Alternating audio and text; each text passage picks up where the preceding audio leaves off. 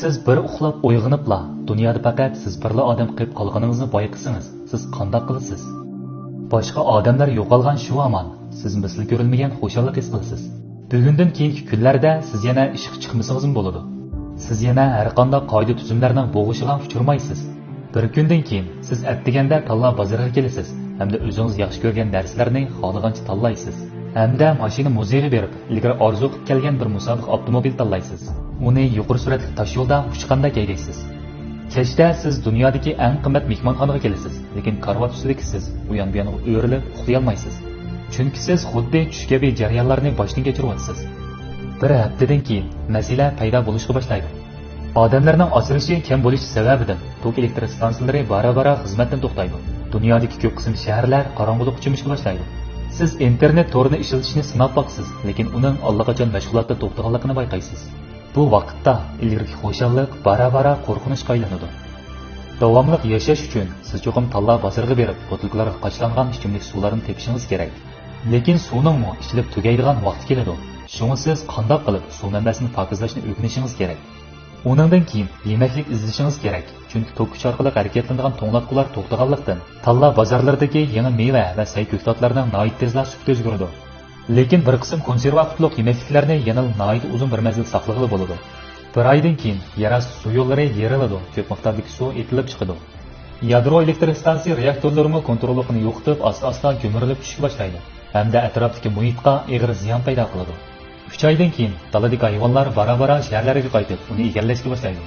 Hayvonlarning hujum qilishining oldini olish uchun siz cho'qim muvofiq holda bu joylardan o'zingizni chetlashingiz kerak. 6 oydan keyin tanlab bozorlaridagi ko'p qism yemekliklar allaqachon chirib bo'ladi. Ilgari saqlab qo'ygan yemekliklarmi o'rab tugaydi. Siz cho'qim ovlash, tomoq etish, jiddiy qutqizish qatorliq asosliq yashash iqtidorini o'rganishingiz kerak. Mushunda qilganda ondan yer sharda davomli yashag'ili bo'ladi. Tor allaqachon yo'q bo'lganlikdan siz faqat kitobxona va kutubxonalarga berib material izlaysiz va o'rganasiz. Bir yildan keyin siz tarixchilikni sinab boqasiz. Siz kitob o'rgangan usullarni amaliyotda ko'rsatasiz. Bu vaqtda siz allaqachon butunlay o'z kuchingizga tayanib yashay olasiz. Lekin chunki uzun vaqt damira bo'ladigan va fikr almashtiradigan odam yo'q bo'lg'achqa, qalbingizda tuyuqsiz bir xil azaldan bo'lib boqmagan yolg'izlik tuyg'usi shakllanadi. Psixikangizdagi besimni yengiltish uchun siz bir dona mo'rini mo'riga taraf kurash qila oladigan it beqib urinib boqasiz.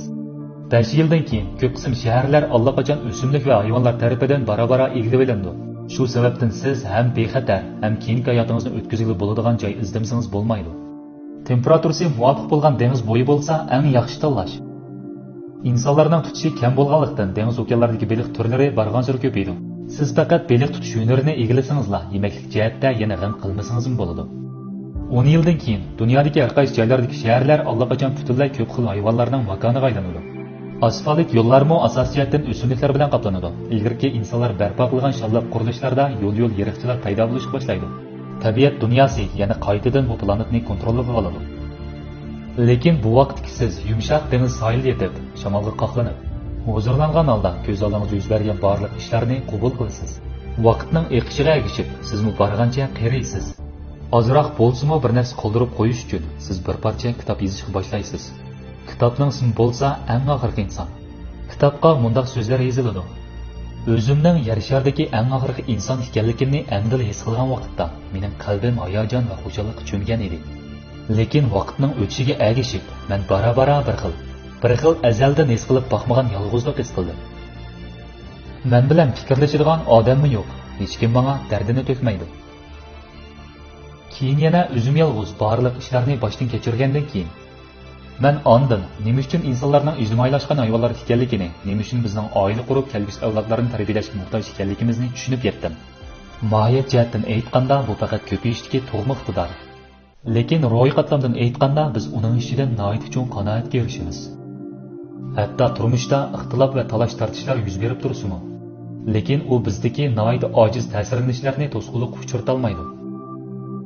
Inson hayotidagi haqiqiy xo'shallik va baxt azaldan faqat moddiy jihatdagi boyashatliklar emas.